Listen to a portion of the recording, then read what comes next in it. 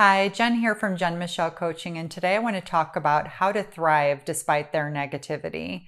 We all have those people in our lives that just weigh us down, or where we recognize their words and their energy don't align, where we can kind of just feel that they're feeling threatened by us. Maybe there's some jealousy, or maybe we're just creating something in them where we hear their words, but it doesn't match the energy in which they are also kind of subtly emitting. So today I want to take a deeper dive into this. For those of you new to my channel, I would love to invite you to subscribe. I release a video weekly.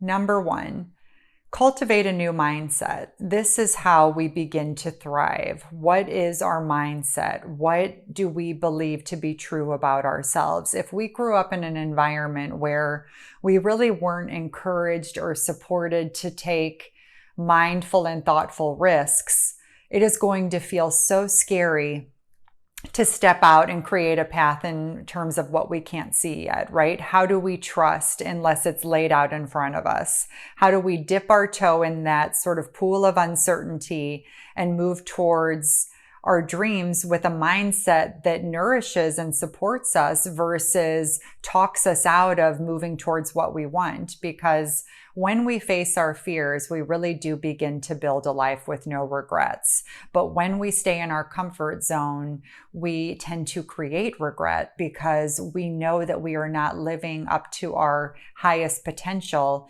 And we know deep down that we're going to have those nagging questions around, what if I would have tried? Or what if I would have been just a little more brave? Or what if I would have just believed in myself a little bit more?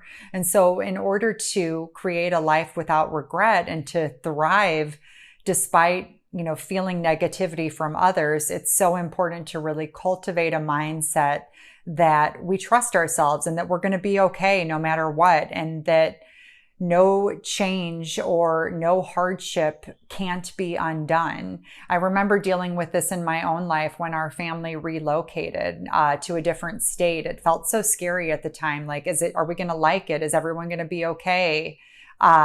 Is everyone going to adapt and be happy?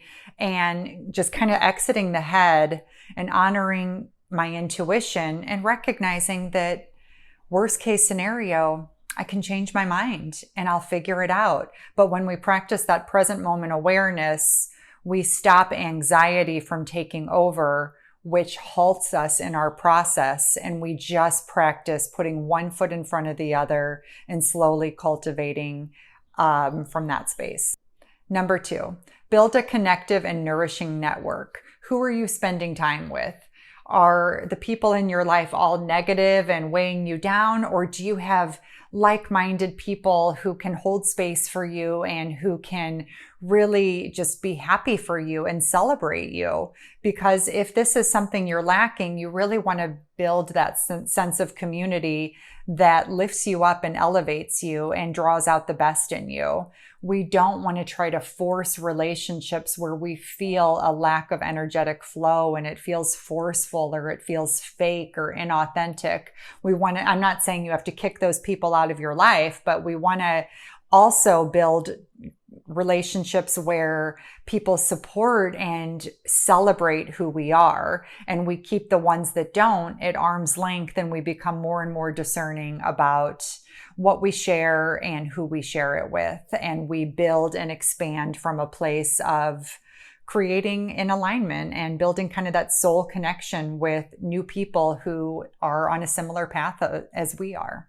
Number three, expand your world and your personal vision. And this can maybe mean just pursuing new things and taking those risks in your life. Risk embarrassing yourself, risk being rejected, risk trying something new, risk falling flat on your face, like taking those chances in life so you are really showing up courageously and just having fun and laughing it off along the way. But if we're so scared of facing rejection, or we're so scared of being embarrassed or being made a fool of, we end up living in this little box in our life, and then we feel so limited. And so a lot of expanding is just doing those new things and building that muscle and realizing internally that you can handle it. You can handle anything that comes your way. And if someone rejects you or doesn't want to know you or doesn't want to be with you or doesn't feel attracted to you, you can really just kind of shake it off and say, well, that's their loss, right?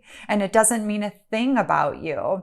And you just continue on your path. But we must face these discomforts and these difficult emotions in order to get to that space where we just expand and grow anyway. And we really root ourselves in, we get to decide our worth. We get to decide how we move forward. We decide what's valuable. And we really let this set the tone. So I invite you to practice these 3 things so you can thrive in any environment and cultivate just a beautiful mindset to stay focused and build from your light and to not be deterred by others and to let it shine really no matter what. If this video resonates for you, please check out my site, jenmichellecoaching.com. I have all kinds of different offerings there. Please check out my blog.